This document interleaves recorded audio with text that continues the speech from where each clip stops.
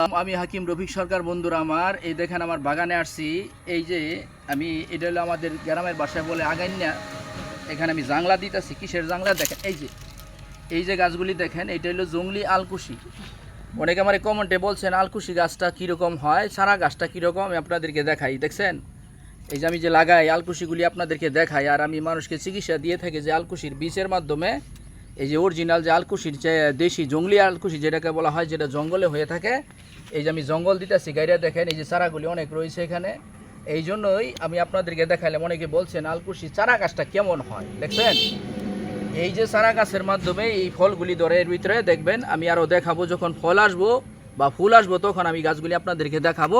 এটাই হলো বিলাইহুঙ্গি, যেটাকে আমরা আলকুশি বলে থাকি। আর বিলাইহুঙ্গি গাছ, এই দেখেন এখানে প্রচুর পরিমাণ গাছ আমার এখানে রয়েছে। এই যে আমি গাছগুলি এখানে জঙ্গল দিয়ে দিলাম, কারণ জঙ্গলের মধ্যে এটা বেশি ভাগ হয়। তাই যে জঙ্গলে কিন্তু মঙ্গল, মানুষ যে বলে কথা মিশা না। দেখেন এই যে আলকুশির গাছগুলি, এখানে প্রচুর গাছ রয়েছে বাগানে আমার। তাই আমি আপনাদেরকে ভিডিওর মাধ্যমে দেখাইলাম এই আলকুশির চারা গাছটা কেমন হয়। অনেকে আমার কমেন্টে বলছেন চারা গাছগুলি দেখানোর জন্য।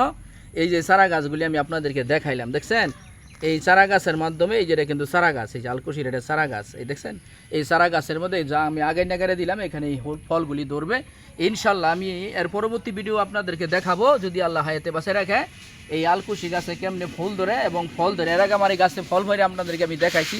প্রচুর পরিমাণ ফল কিন্তু এই আলকুশি চারা গাছে ধরে থাকে। এটা কিন্তু চারা গাছ, এই জন্য আমি দেখাই দিলাম ইনশাল্লাহ। এটা অনেক কষ্ট করতে হয় জঙ্গলে এসে। দেখেন এগুলি আমার বাগানে এসে গাছগুলি আমি এগুলি আগাইনাগুলি গাড়িয়ে দিলাম ইনশাল্লাহ। আর পরবর্তী ভিডিওর অপেক্ষা করবেন ইনশাল্লাহ। যারা দেখলেন আলকুশির গাছগুলি চারাগুলি কীরকম, এই চারা গাছগুলি আমি আপনাদেরকে দেখাই দিলাম। অনেক চারা এখানে রয়েছে বলে শেষ করলাম। আসসালামু আলাইকুম আর রহমতুল্লাহি ওয়া বারাকাতুহু।